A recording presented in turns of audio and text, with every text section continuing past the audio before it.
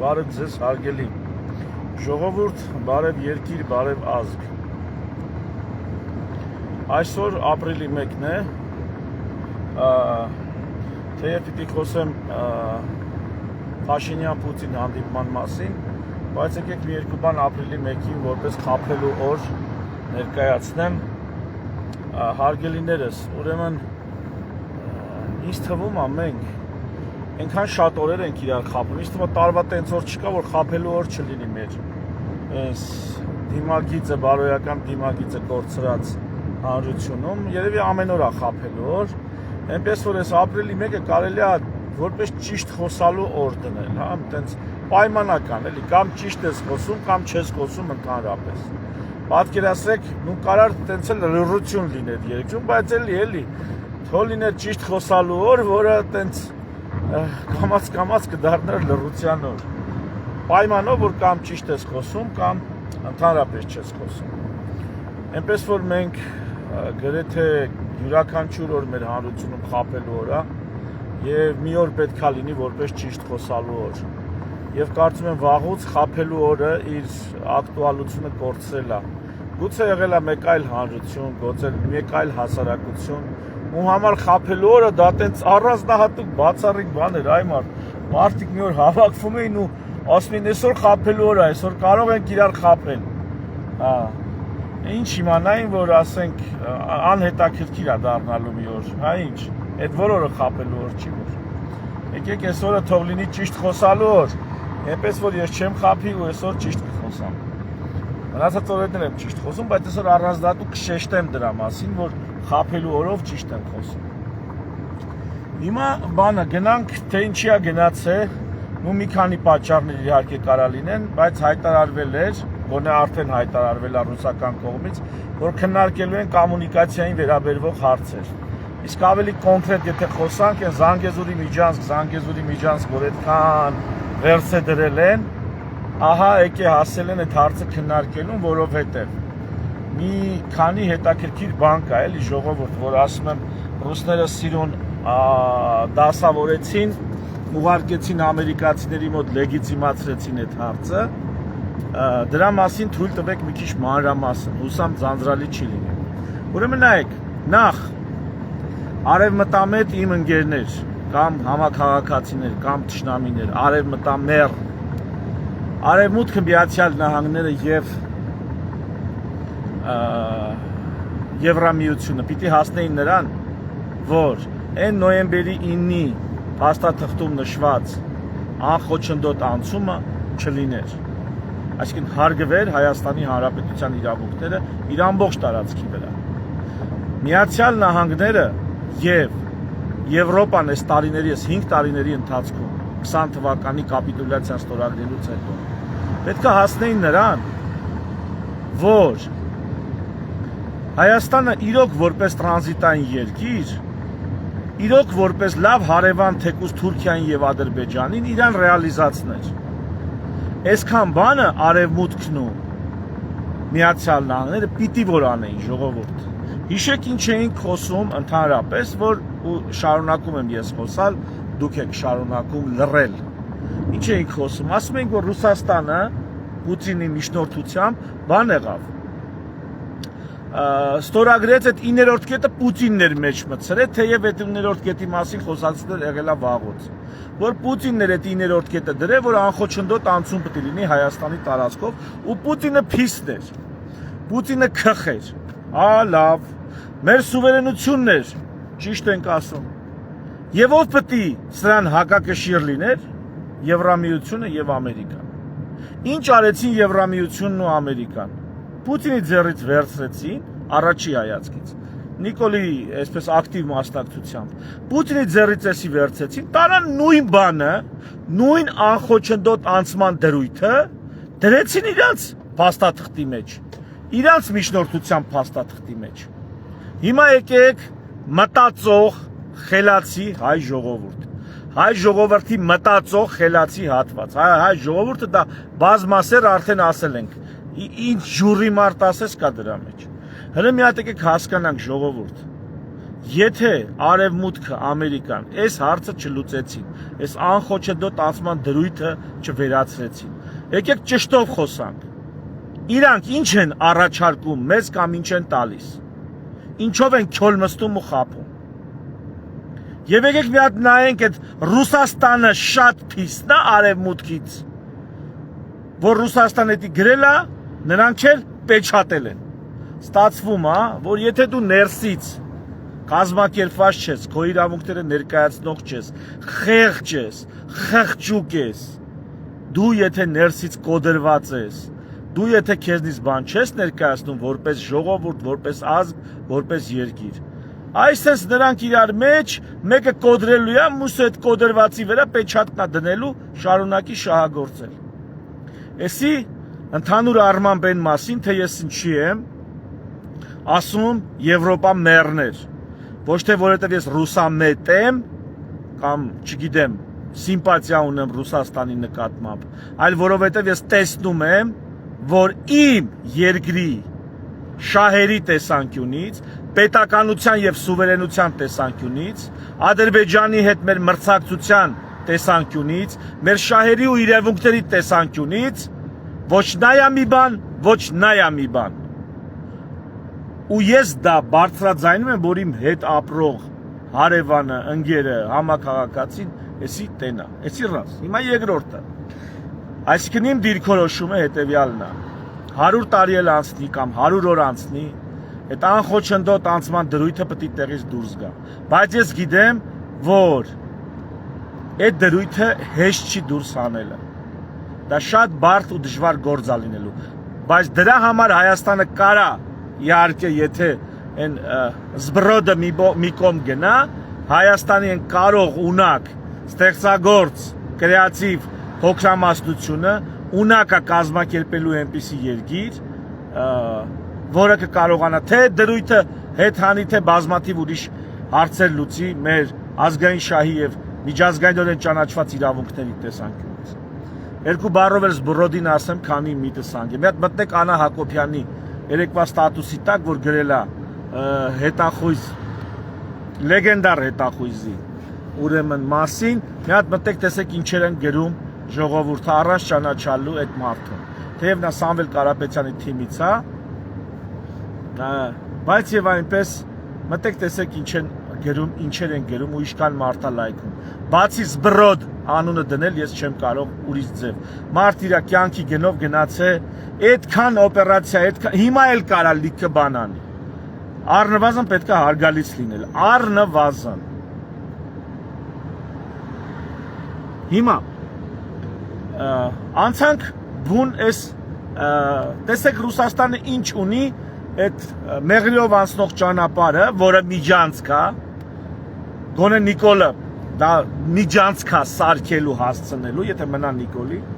Հիմա տեսեք Ռուսաստանը ինչ ֆիշկեք ուներ ստեղ, ինչ հետաքրքիր խաղա խաղացել ու շարունակում խաղալ։ Երկաթգիծը, որի շուրջ այսօր պետք է քննարկում լինի Պուտինի եւ Նիկոլի միջև, երկաթգիծը հայկական է, Հայաստանինն է, բայց ռուսական կառավարման տակ է։ Ռուսներն են կառավարում մեր երկաթգիծը։ Ուրեմն, եթե այդտեղից պետք է երկաթգիծ անցնի,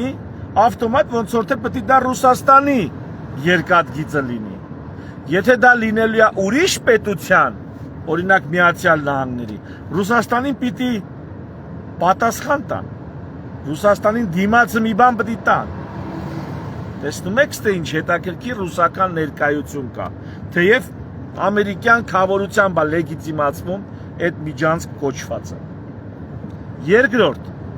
այնտեղով որտեղով պետք է անցնի այդ ճանապարհը, այդտեղ կանգնած են FSB զորքեր։ Ես հիմա մանրամասները չեմ հիշում թվերի առումով, բայց այնտեղ մի կիլոմետրից մինչև 5 կիլոմետր տարբեր զոնայնություն կա։ Տարբեր աստիճանի իրավասություն ունեն բաները, այդ կներեք ռուսական սահմանափակները տարբեր աստիճանի իրավասություն ունեն այդ հողի նկատմամբ։ Հողը Հայաստանինն է, բայց ռուսական դրոշն է ծածանվում ու որոշակի իրավունքներ ունեն ռուսական սահմանապահները։ Հետևաբար, որպեսզի այնտեղով միջանցք տանես, ճանապարհ տանես, երկաթգիծ տանես, դու պետք է այդ սահմանապահների հարցը մի ձև լուծես։ Ստեղ էլ ռուսական ներկայությունը տեսանք ոնց է լինում։ Եվ պլյուս այս ամեն ինչին Ռուսաստանն է սրակավոր եւ Ադրբեջանը որոշակի պարտավորություններ ունի Ռուսաստանին, որովհետեւ սա ըստ էության տվել էր Զանգեզուրի Լաչինի Միջանցքի դիմաց։ Հիմա ոչ Լաչինի Միջանցկա, ոչ էլ Ղարաբաղ։ Այս պահին Ադրբեջանի տիրապետության տակ է։ Արդյոք Ադրբեջանն ու Ռուսաստանը հենց այնպես լավ դասել մոռացան։ Հավի հիշողություն ունի, հա Ռուսաստանը չի հիշում, ինչի դիմաց ինչա բանակցե, ինչա բարիշ է։ Հələ մի հատ հետնաբեմը, կուլիսները նայենք ինչա կատարվում, էլի։ Ահա այսքան լծակներ ունենալով պլյուս Ռուսաստանի ազդեցության տիրույթը այնուամենայնիվ պոստսովետական տարածությունը այս կամ այն չափով մեզ չհարցնելով Պուտինը եւ Թրամփը երբ որ իրար հետ խոսում բանակցում են, Թրամփը հասկանում է, որ պոստսովետական տարածքը Ռուսաստանի ազդեցության տիրույթը այս կամ այն չափով կրկնում եմ եւ շատ լավ գիտի, որ այդ մեղրիով անցնող սահմանը դա սովետական միության երբեմնի պետական սահմանն է։ Հետևաբար Թրամփը որոշակի չափով Պուտինի հետ հաշվի է նստելու ըստեղ քայլեր անելու համար։ Թերևս սա էր պատճառը, որ հայ-ամերիկյան Ադրբեջանի միշտ բանը մասնակցությամբ թղթերում, փաստաթղթերում հայ-ամերիկյան միշտ գրած է պայմանագրիր կետեր, գրած է, որ սա իրավական ոչ մի հետևանք չի թողնելու, սա ոչ մեկին ոչինչ չի պարտավորեցնում։ Այդ անպատասխանատվության ընդգծումը, որը հայերի եւ Հայաստանի եւ Ամերիկայի միջև ստորագրված բոլոր փաստաթղթերի տակ Նիկոլ Փաշինյանի կողմից ստորագրված բոլոր փաստաթղթերի տակ հատուկ նշված է, որ այդ փաստաթղթերում գրվածը իրավական պարտավորություն ոչ ոքի կողմից չի առաջացնում եւ այդ պարտավորությունները եւ դա ոչինչ չի նշանակում։ Սա ինձ թվում է այդ Ռուսաստանի համար է գրված, որ Ամերիկան հասկանում էր, որ Ռուսաստանի այսպես ազդեցության տիրույթում պետք չի տենց խաղեր տալ եւ հատուկ ընդգծում էր։ Իսկ թե Նիկոլը դա մեր վրա որպես ինչ էր ծախում կամ եւ Նիկոլի արևմտա մեռները, որոնց հեսա կանդրադառնամ, միջև վերջ լսեք անդրադառնալու եմ Արամ Սարգսյան բան, հետաքրքիր զարգացումներ կան արևմտամերների բան շարքերում։ Շատ հետաքրքիր։ Ահա այս ամեն ինչի ֆոնին հիբրիդային պատերազմը Ռուսաստանը ուղարկեց այս թեման, թույլ տվեց տանեն ամերիկացիների մոտ լեգիտիմացնեն։ Ամբողջ այդ ընդդիմադիր դաշտը, ովքեր այդ Միջանցքին ընդդիմադիր էին։ Ամբողջ դաշտը գրեթե մենակ ես կամ էլի մի երկու հոգի, որ ես չեմ ճանաչում, չեմ լսել։ Այդ ամբողջ դաշտը հիմա ծափ է տալի, որ այդ Միջանցքետիշ լավ բան է, քանի որ ամերիկացիք են, էլի արդեն։ Հեսա Ռուսաստանը ֆրցնելու է, բերի իր տակ պարկասնի, նրանց էլ ասի չմոռանաք, որ դուք ծափ եք տալի սրա համար։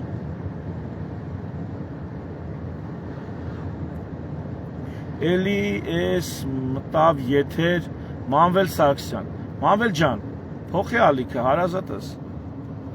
ինչ խնդիր ունես, ժողովուրդով չի ուզում, թող չնայի, ինչ խնդիր, հա լավ, բայց կայֆ է տալ, չէ, մազոխիստ են, միաու անինդոտը իշում եք, այրանց կայֆ է տալ,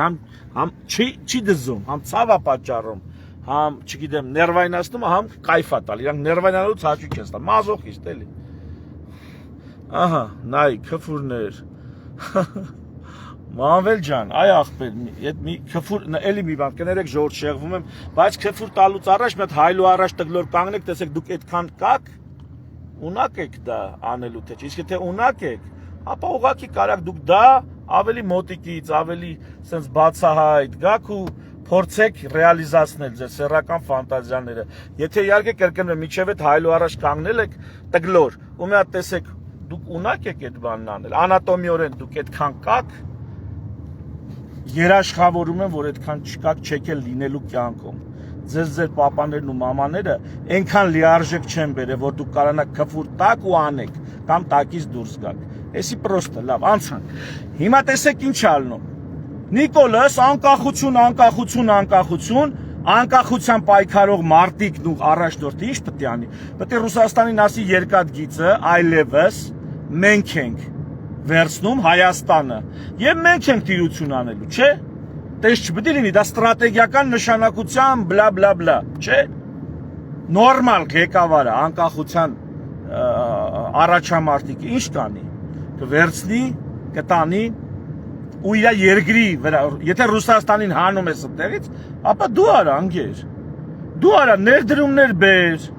հարուստ միլիարդերներ կան, թե Ամերիկայում հայազգի, թե չգիտեմ աշխարհի տարբեր երկրներում, հայազգի միլիարդերներ կան։ Հիմա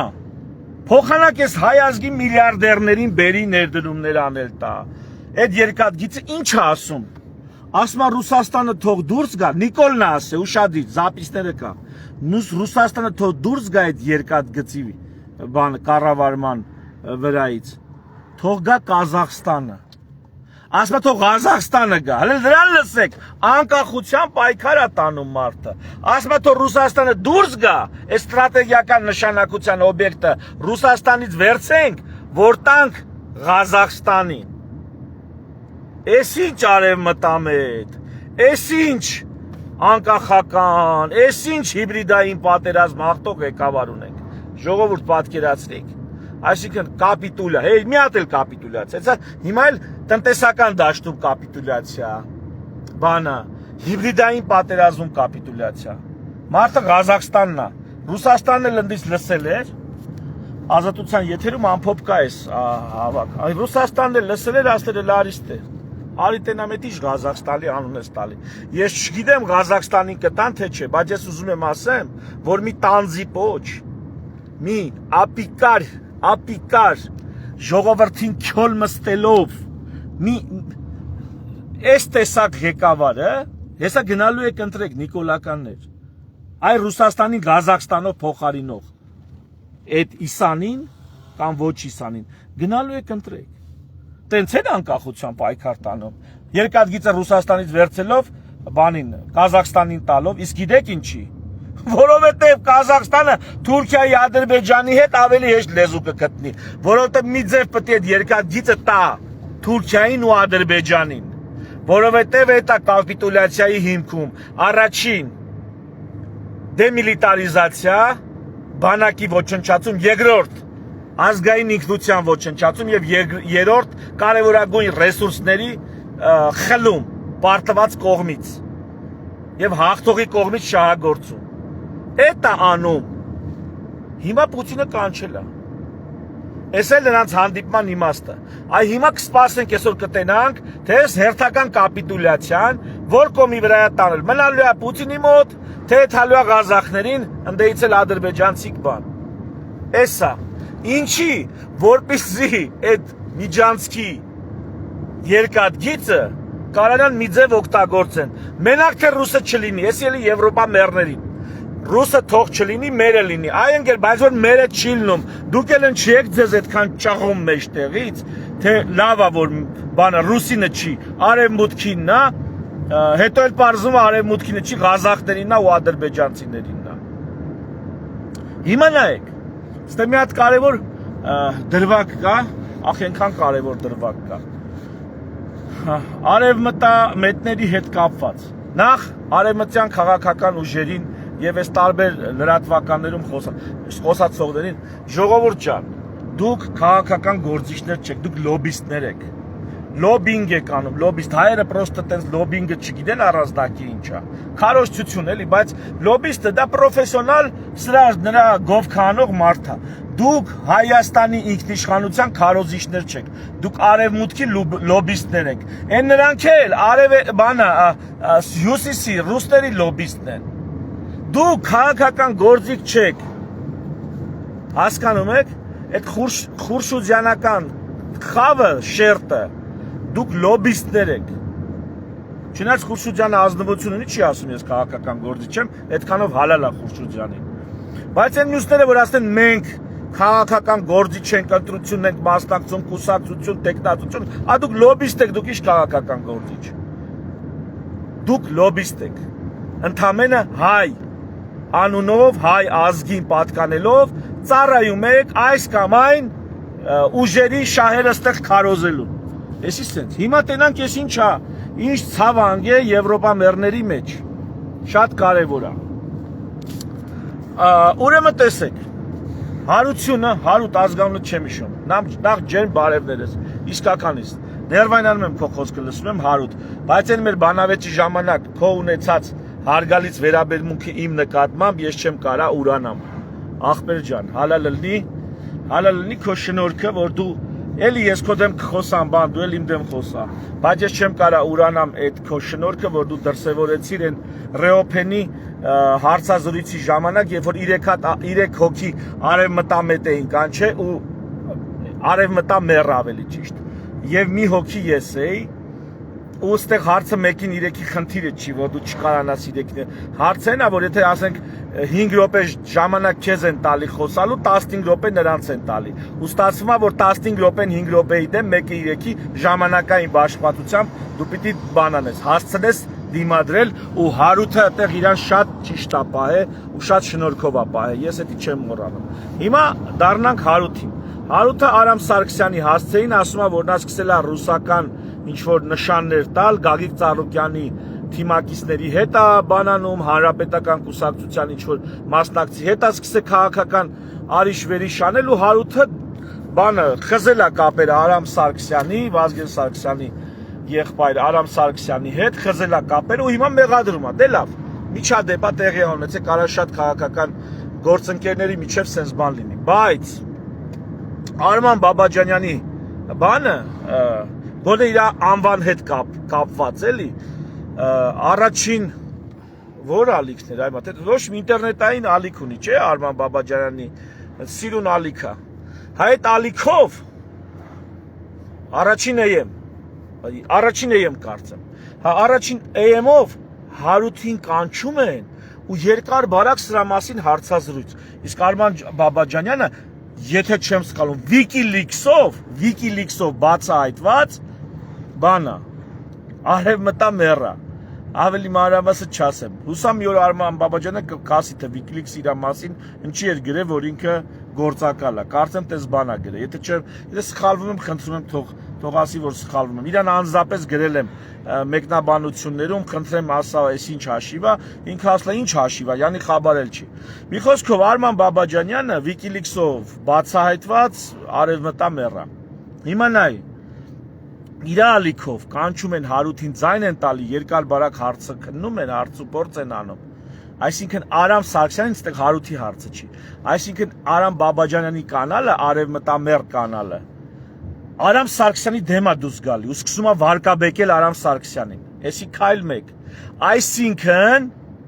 Այսինքն սա ոչ միայն հարութի եւ Արամ Սարգսյանի միջև եղած գործընկերային ինչ որ անախորժություն է, այլ արևմտյան այս լոբիստների թևի ու Արամ Սարգսյանի միջև եղած արդեն գշտություն է։ Ու ի՞նչ է նշանակում։ Նշանակում է արևմտյան լոբիստները իրար մեջ գծե բռնել են, որ Արամ Սարգսյանը էլ իրանց հետ չի խաղում։ Սա իհարկե լուրջ հարված է ու նրանք շարունակում են Նիկոլ Փաշինյանի գովքը անել։ Կամ Նիկոլ Փաշինյանի վարած քաղաքականությամբ։ Այսինքն Նիկոլ Փաշինյանի այսպես հենարաններից մեկն էլ Արամ Սարգսյանը պետք է լինի։ Մեկն էլ Արամ Սարգսյանը, դեռ որ Հայկոյի դեմը կդրեցին, ձեները տվեցին Ավինյանին ավական Երևանի ավական ընտրություններում։ Ահա այնպես էլ պետք է մի տես բան հիմա աներ, բայց փաստորեն Արամ Սարգսյանը կարծես թե ճամբարափոխ է լինում, ուշադիր։ Գոնե արևմտամերների կողմից այտենց ակնարկներ կան, որ Արամ Սարգսյանը ճամբարափոխ է լինում։ Ինչի՞։ Էլի կխոսա Եվրոպա արևմուտք բան, այդ հարցազրույցներում տենց կխոսա, բայց ներսից իրանք տենում են, որ Արամ Սարգսյանը շտոտը ուրիշ խաղեր է տալի։ Հիմա եկեք վերադառնանք իմ մի քանի օր առաջ եղած լայվում, որտեղ ասում էի ինչ, որ սես մի հատ ծրագիր կարա լինի, ու շատ հավանական եմ համարում այդ ծրագիրը, որ Նիկոլ Փաշինյանը առավոտից իրիկունի իբրթե քննադատելով Սամվել Կարապետյանի, Ռոբերտ Քոչարյանին, չգիտեմ, Գագիկ Ծառուկյանին, իրականում իրենց ռեկլամն է անում։ Գիշեր-ցերեկ իրենց ռեկլամն է անում, այսինքն քննադատական խոսքով, բայց ռեկլամն է անում։ Պլյուս այնպիսի բաներ է իրան թույլ տալի, որ ժողովուրդը զզվի իրանից։ Այսօր էլ այդ 18 տարեկան տղուն բանարին 2 ամսվա կալանք տվեցին։ Ինչի համար վտանգավոր էր, ում համար էր վտանգավոր։ Այս տղու մասին առանձին հələ կխոսամ։ Ժողովուրդ, ուղղակի տեսեք չեմ ուզում 1000 ներողությունից հասկանում որ 18 տարեկան տղու հարցը շատ կարևոր է, բայց հիմա այն մասշտաբի խնդիրներ են, որ ես չեմ ուզում այդ կողմ, որտեղ նույնիսկ մտածում եմ որ դա մեզ շեղելու համար է։ Նույնիսկ մտածում եմ այդ զրույցները բացում են այդ ստից պրովոկացիաներն անում են, որ մենք այս տարածաշրջանային եւ աշխարհ քաղաքական հարցերը դնենք մի կողմ, գնանք զբաղվենք այդ բանը, մանր խնդիրներով, որոնք իհարկե մեծ է ողբերգությունը առանձին ընտանիքի համար, ժողովուրդ ես դա հասկանում եմ, բայց այսօր ասում եմ Պուտինի հետ Նիկոլի հանդիպումը ես չեմ կարա մատների արանքով նայեմ, էլի, ու էդի դնեմ մի կողմ 1000 ներողություն եմ խնդրում այդ ջահել տղեկից ու իրանց ընտանիքներից 1000 ներողություն եմ խնդրում, բայց այսօր ես չեմ կարա այս ամեն ինչի փոխարեն դա քննարկել, էլի։ Հիմա նայեք, ուրեմն պետք է Նիկոլը իշխանությունը տա բանին, ռուսական թևին, ռուսական թևն է պետք է վարչապետ բերի իմ կարծիքով, Կարեն Կարապետյանին, առաջվա վարչապետ, որ ընդհանուր առմամբ շատ ավելի մեծ լեգիտիմություն կարա ունենա եւ համակրանք եւ կոնսոլիդացիոն պոտենցիալ, քան թե ասենք, չգիտեմ, մնացածը քաղաքական դաշտը։ Դավիթ Բեկի նման էլի, ասենք, գիտես, այս երկիրը էլի ասում եմ, ժողովուրդը մասի շատ կարելի է խոսալ, բայց այս ժողովուրդը իր միջից մի նորմալ իսան չի կարող ընտրի առաջ բերի։ Ինչքան նորմալ, լավ մարդ կա, պոտենցիալով մարդ կա, դրանց խեղդում, գլուխները ջարդում, վարկաբեկում եւ էլի դսից մեկը պետք է գա բանը, որ էլի հայ, բայց դսից մեկը պետք է գա, որ այս երկրում նորմալ պետություն կամ իշխանություն կամ դիմադրություն կամ ինչ-որ բան սարքի։ Հիմա վերջը Ես ասում եմ, որ Կարեն Կարապետյանին են տալու, որպես վարչապետ, եւ բոլոր ընդդիմադիր ուժերը միանալու են իրար հետ, իրանց քվեներով հավաքվեն ու Նիկոլին կոտրեն։ Եվ միգուցե, սա վարկած է, հա, վարկած է, ես որպես մի սցենար եմ ներկայացնում։ Բայց հիմա որ նայում ես Արամ Սարգսյանի հետ տեղի ունեցողին, հələ լի րոպե, նա թաստեղ պարկող չի։ Արամ Սարգսյանը թաստեղ պարկող չի։ Ըստ երևույթին Արամ Սարգսյանն է մի բան գիտի, որ մանրից ճամբարափոխ է լինում։ Արդեն նա էլ գիտի, որ Նիկոլի նավը, այսինքն Նիկոլին ասեմ ինչ ալելու, այս ռուսականները Պուտինի հրահանգով Նիկոլին էլ տալու են որպես համար առաջին ընդդիմություն։ Պարլամենտում նա էլ մնալու է որպես ընդդիմություն։ Այդ խոսակցությունը լսել եք, չէ, որ բանը պետք է ընդդիմությունը որակը փոխվի, այլ ընդդիմություն գա, ավելի լավ ընդդիմություն գա։ Լսել եք, չէ, որ yani այս հիմիկվա խորհրդարանական ընդդիմությունը անպետք բան է, պիտի ավելի լավը գա։ Հիմա ավելի լավը ով է։ Ոնց նայում ես, էլի հիմնականում այդ թևի վրա ուժեր են իհարկե երիտասարդ։ Դա շատ կարևոր է։ Բայց համենայն դեպս այդ նոր ընդդիմությունը լինելու է Նիկոլենք։ Այդ իբր թե ավելի լավ ընդդիմությունը պետք է լինեն Նիկոլենք, Վահագն Ալեքսանյանը, Օբանով։ Իշխանությունը լինեն նրանք, էսա իմ կարծիքով սենց սխեմա է գծած, ու Արամ Սարգսյանի նկատմամբ էս գրոհը տեղեկատվական, ինձ թվում է հենց այդտեղ կապ ունի, իսկ Հարութը խի, որտեվ Հարութը ամենաէմոցիոնալն է մեջներից, գժգժան բան, չէ, ես նշի որ ես գժգժան չեմ, լաչար չեմ, բայց բանը, Հարութն էլ տենց էմոցիոնալ բան, հիմա Հարութի վրա են դրել այդ ֆունկցիան, որ Արամ Սարգսյանին ոնց որ ասած դիմակազերծի, բայց Արամ Սարգսյանը ինչի է գնում կամած դիստանցավորվում պրոարևմտյան ուժերից կամ Եվրոպա մերներից, որովհետև Արամ Սարգսյանը ըստ երևույթին ինֆորմացիա ունի ու հոտն առել է, որ պետք է մի քիչ այն կողմ գնալ, լավ լինել Ծառուկյանի հետ օրինակ, կամ Ծառուկյանի ժողովրդի հետ պետք է լավ լինել։ Սկսել է հիմիկվանից հարաբերություններ կարգավորել, որովհետև կրկնում նա թացտեղ պարկող չի։ Սա էլ սենց։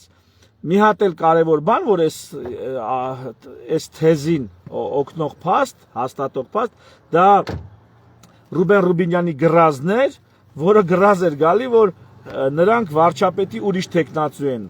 առաջ բերելու, իսկ նման գրած կարելի է գալ, եթե դու վստահես, որ քո քաղաքական ուժը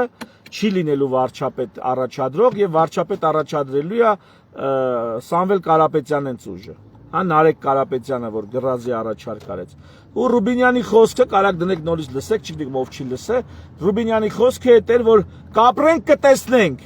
այ կապրենք կտեսնենք, որ բանը վարչապետի տեխնացու Սամվել Կարապետյանը չի լինելու, ուրիշ մեկն է լինելու։ Դե եթե Նիկոլի կարևորագույն, ասենք դատարկախոսներից մեկը տենց բան անի, տենց բանի գրազի առաջարկ անի, սա նշանակում է, որ Նիկոլենք էլ գիտեն, որ հաջորդ իրանք չեն լինելու։ Ու հիմա այս ամեն ինչը ինչով է կապված Պուտինի հետ, Նիկոլ Փաշինյան հանդիպման հետ, այդ թվում սա է,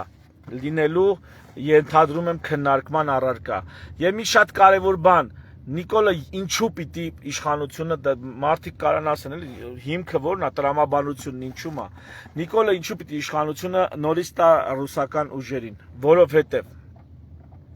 Նիկոլը հույս ուներ, որ այս միջանցքը հանձնելով կպրծներ ճնշումներից։ Բայց առաջ են բերում սահմանադրության փոփոխության հարց։ Նիկոլը հույս ուներ, որ սահմանադրությունն էլ կփոխի, եթե կարենա։ Ու կպրծնի այս հարցերից, բայց նրանք էլի ու էլի հարցեր են բերում, սկսած անկլավներ, փախստականներ եւ այլն։ Նիկոլը ստեղ հեքիաթ է պատմում, տենց ստից պատերազմ, բայց Նիկոլը շատ լավ հասկանում է, որ Ադրբեջանի պահանջներին վերջ չկա։ Իսկ ինչու վերջ չկա Ադրբեջանի պահանջներին, որովհետեւ Ադրբեջանը բանակցում է հաղթողի դիրքերից։ Ադրբեջանը չի նայում Հայաստանին որպես նու լավ կռվել ենք, հա, ես տվեքիթը ջարդել եմ, լավ, ջեբիդ ունեցած չունեցածն է խլել եմ, դե լավ, արի հիմա բարիշենք։ Ադրբեջանը այս բանակցություններով չի բարիշում։ Շարունակում է այն ինչ արել է պատերազմով, հիմա հանգիստ ուժով։ Ու ասենք Ադրբեջանը իր առաջ խնդիր է դրել, ռեալ ինչի ասում Գյոկչա բանը Սևանին։ Խնդիր է դրել Վարդենիսում, այն որ ադրբեջանցիներն ապրեն Վարդենիսի գյուղերից։ Բերի նորից այդ մի րոպե ինտերնետի սենց խախտվում է։ Հա, բերի Վարդենիսի գյուղերը վերաբնակեցնի ադրբեջանցիները, ու կասի Սևանի արևելյան ափնել ադրբեջանականը։ Էլի Հայաստանինն է։ Այդ ֆիշկեն, որ հա Հայաստանի տարածք է, Հայաստանի իրավազորության տակ է, բայց առաջիկա տասնամյակները նրանք կանցկացնեն ադրբեջանցիների իրավունքները, այդ մեր ամբողջ ունեցածի վրա գնալով խորացնելով։ Օրը չէ, մի օր էլ արդեն ավելի ուրիշ բան կանեն։ Ինչի մասին է սա։ Ահա Նիկոլը հասկանում է, որ սրան վերջ չկա։ Նիկոլը հասկացել է, որ Ալիևը մի բռնաբարությամբ, մի փոր բռնաբարելով, 3 փոր իրան բռնաբարելով չի ավարտվելու։ Ու ինչքան էլ ինքը լկտիորեն այդ լրփի դերը քարոզում է որպես խաղաղության դարաշրջան եւ այլն, հա, ամեն բռնաբարելուց հետո, հա, մի կարճ ժամանակ մինչեւ Ալիևն դե ծխում է, որ տենց հաջորդ սեանսին մոտենան իր մյուս ավազակները, իրանց այդ բանդայի այդ խաղաղության շրջանը Նիկոլը անուն դրել։ Ծխում է, էլի զբաղված է։ Բայց ծխում վերջացնում է, հանձնում է հաջորդ անգամին։ Եվ այսպիսով Նիկոլը հասկանում է, որ միակ փրկությունը նորից գնալ եւ Ռուսաստանի դռները չոքել ու ասել, գիտես ինչ կա, ինձ Եվրամիությունն ու Ամերիկան շանտեղ չեն դնում, սիրուն խոստումներ են տալիս, բայց գործնականում էական ոչինչ։ Ու ինչքան էլ լոբիստները ստեղ ասեն, ոնց որ սկանդինավյան խաղաղապահների հարցն էր տրծնում բանը Արամ Սարգսյանը, հետագայում ֆիպով փաստերի ստուգման հարթակով էլի արևմտամետ ապացուցեցի, որ տենց բան գոյություն չունի, ինչ սկանդինավյան խաղաղապահ, ինչ բան, ոչ մի տենց առաջարկել եւ երբեք չի եղել։ Բայց Արամ Սարգսյանը սկանդինավյան խաղաղապահ էր ստենդը խոսում։ Հասկանում եք։ Այս սենցա լոբիստները ստենդը խոսում են, ու եթե Եվրոպան չի անում, ասում են Նիկոլն է մեղավոր։ Ֆրանսիան ուզում էր մեզ բանակ տար, Նիկոլը հրաժարվեց։ Էս ինչ ուզում էր, էս ինչ բան էր, Նիկոլը հրաժարվեց։ Էսի լոբիստների հիմնական արգումենտն է։ Այնտեղ որտեղ տրակում է այդ պրոեվրոպական լավության, օգնության այդ միֆը, որտեղ պարզա դառնում, որ արայի ոչ մի օգնություն էլ չկա, հավայի ստից խոստումներ են, այդ էլ դաժե Եվրոպան չի այդ խոստում տալիս, տեղի այդ քարոզիչներն են, տեղեկատվական պատերազմի մասնակիցներն են իրանց բանը էֆիրներից տալիս, փորձում են արդարացնել իրանց լոբինգի ենթակա Եվրոպային ասելով, որ մեղավորը հայերն են, հայերը չգնացին, թե չէ նրանք տալիս էին։ Ոչ մի բանը չեն տալի։ Եվ Նիկոլը գնաց է գլուխը կաղ, պիտի ասա Խազեին, ոնց անենք այս վիճակից դուրս գանք։ Խազեինն էլ տենանք ինչ կասի։ Տարբերակա, որ Խազեինը հրաժարվում է տարածքներից, փորձելու է հեռվից հեռու խաղափափուկ ուժով, էդ էլ է տարբերակ։ Որ Ռուսաստանն ասի, գիտես ինչ, Հայաստանի հետ ես առանձնակի պլաններ չունեմ, թուրքերի հետ կդրե կապել եմ, Թուրքիայի հետ բարիշել եմ, Ադրբեջանով գազ եմ ծախում, ինձ հետաքրքիր չես, տղա ջան։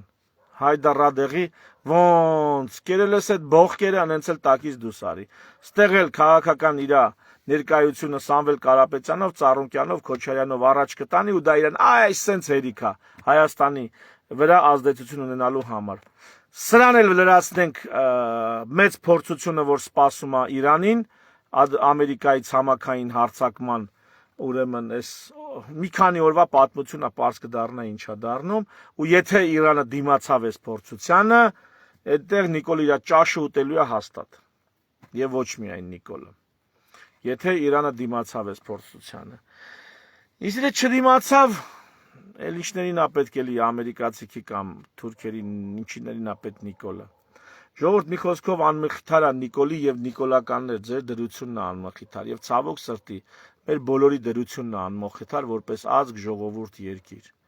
Ու այս անմխիթար դրությունից մենք պետքա դուրս գանք տարվա մեջ գոնե մի օր ապրիլի 1-ը ճիշտ խոսալու օր ճանաչելով։ Այն մնացած օրերը ինչ ապականում ենք։ Գոնե այսօր եկեք իրար նայենք ու ճիշտը խոսանք։ Իսկ ճիշտը կարանում է նրանում, որ մենք sense կդրտված իրար միս ուտելով երբեք արդյունքի չենք հասնի։ Այսքան անգրագետ էմոցիոնալ ու միամիտ երբեք արդյունքի չենք հասնի։ Մենք մեր ներսից մեր ուժերով երբեք այն մեծ անկախությանը չենք հասնի, որովհետև այդքան չկանք։ Մենք միչև մեր միջի դեմքերին ու խելոքներին չմեծարենք, մինչև մեր սփյուռքի եղած միլիարդերներին, ռուսական չեմ ասում, չասեք Սամվել Կարապետյան, միլիարդերներին, պրոֆեսորներին, ակադեմիկներին, չգիտեմ ինչ չբերենք, սովետական Հայաստանը ո՞նց կայացավ։ Դրսից եկած հանճարեղ, տաղանդավոր հայերի շնորհիվ։ Մենք պետք է խելքի տանք։ Ես շատ բան եմ ուզում իմ երկրի հետ, որ լավ լինի, բայց ես նայում եմ նյութը, այն նյութը, որից կազմված է իմ ժողովուրդը, հազար ներողություն ժողովուրդ, այս ազգը պետություն չի ուզում, այս ժողովուրդը պետություն, ինքնիշխան, սեփական պետություն չի ուզում, այս ազգը պատրաստ է 180 հոգու, այսենց, Սամվել Կարապետյանը լավ նայեց, կտանի Սամվել Կարապետյանին 180 հոգու քվե կտա, գաղտնալսման արդյունքներն եմ ուզում, այն մյուսը լավ նայեց, կտանի նա կտա, ու սա եզակի դեպքեր չեն, ավելին, այս դեպքերը բացահայտելուց հետո, մյուսները մեր ժողովրդից, ամոթանք չեն տալի, ասեն, արա այա համբալ, ես ինչ ես անում արա, այսինքն հանրային բարոյականությունը, ինչպես իմ շատ լավ ֆեյսբուքյան բարեկամ Նվարդը ասեց, Վահանե Մանասյան, եթե չեմ սխալվում, Նվարդը ասեց, մեր ազգի բարոյականությունը մենակ սեռական է, այսինքն մենք մենակ սեռական բնույթի հարցերում ենք բարոյականություն ճանաչում, ու մեծամասամբ էլի, մնաց ու միայն այդտեղ կա հանրային պարսավանքի երևույթը, մնացած անբարո հարցերում, որը չի վերաբերվում սեռական հարցերին, մնացած հարցերում մենք անբարո երևույթներին ոչ էլ պարսավանքի ենք ենթարկում, մեզ դա սովորական է, ժողովուրդ, սենց ժողովուրդը չի կարա սեփական պետությունը սարքի, նա չի ուզում սեփական պետություն, սուտ է, ցավոք սրտի ես սենց եզրահանգման եմ եկել, բայց թևաթափ չեմ լինում, որովհետև այնուամենայնիվ գոնե մենք փոքրաթիվ, իսկ ավելի ճիշտ ստեղծագործ, կրեատիվ փոքրամասնությունը, եթե մենք այնուամենայնիվ կազմակերպվենք, համակարգվենք, ձեռ-ձեռի տանք, իրար լսենք, դրսից հնարավոր տաղանդներ, ունակներ, կապ հաստատենք, իրար գլխու գանք, կարծում եմ էշը ցեխից կհանենք, այսպես ասեմ, էշը ցեխից հանելով պետություն կսարքենք, կարծում եմ, իսկ այսօր ունենք են ինչ ունենք, Պուտինը ոնց որոշեց տենց է կլինի, Թրամփը եթե գլուխը այսքան խառը չլներ, մի հատ տենց հավեսի համար, հենց հենց, մի բանը տես բլթսներ ու վсё, Հայաստանի համար դա կդառնար արտաքին քաղաքական կողմնորոշում կամ խնդիր։ Թրամփը մի հատ տրամադրությունը տեղը չլինի կամ տրամադրությունը տեղը լինի, մի բան ասի, դա կարա Հայաստանի համար դառնա արտաքին քաղաքական կողմնորոշում կամ բանը, ստրատեգիա կամ արտաքին քաղաքական օրակարգ։ Նույնը Պուտինին է վերաբերում, ինչ անկախությունից ես խոսում, այ պոպուլիստ։ Այս տեսակ նյութով, ինչ անկախություն։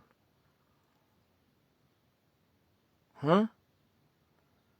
Ժողովուրդ, մեծամասնություն ջան, ձեր ցավը տանեմ, դուք անկախության բան չեք, անկախության բանը ես եմ կներես, իմ ընկերներն են, մենք ենք, են փոքրաթիվ, են ֆանտազիորներն են, որոնք այնուամենայնիվ իրականությունը տեսնելով համարձակվում են երազել ինքնիշխան ու անկախ պետության մասին, բայց ոչ թե գոյությունը քարշ տվող, այլ երազանքների երկիր, այ մարդ, երազանքների երկիր։ Եթե Հայաստանը ուղղակի լինելու է սովորական շարքային երկիր, ժողովուրդ, ես չեմ բավարարվում, ինչ ասեմ, ինձ դա չի գոհացնում։ Եթե Հայաստանը չի լինելու մատով ցույց տալու sense հիանալու երկիր, ինձ հետաքրքիր չի։ Դրա համար, երբ որ ես սահմանադրության նախագիծ եմ մտածում, ես մտածում եմ Աստված ջան, ոնց սարքենք, որ ամենալավը լինի աշխարհում։ Ես չգիտեմ, ես ուրիշ ձև չեմ պատկերացնում։ Ես չեմ պատկերացնում միջին վիճակագրական, ահա բոլորը սենց են անում, Ֆրանսիան սենց անում, չգիտեմ, Ռուսաստանը սենց անում, պարսիկները սենց են անում, ահա լավը, всё սենց անում։ Տենց չի լինի, այ մարդ։ Մերը պետք է լինի ամենալավը, չեն կարա մենք ամենալավը չունենանք։ Ես տենց եմ մտածում։ Երազել տակ երազել։ Բախի չերազել որ։ Այս ամեն ինչի մեջ վերջում էլ ասեմ, այսօր մի շատ կարևոր հանդիպում կա, բոլորին դեմ եմ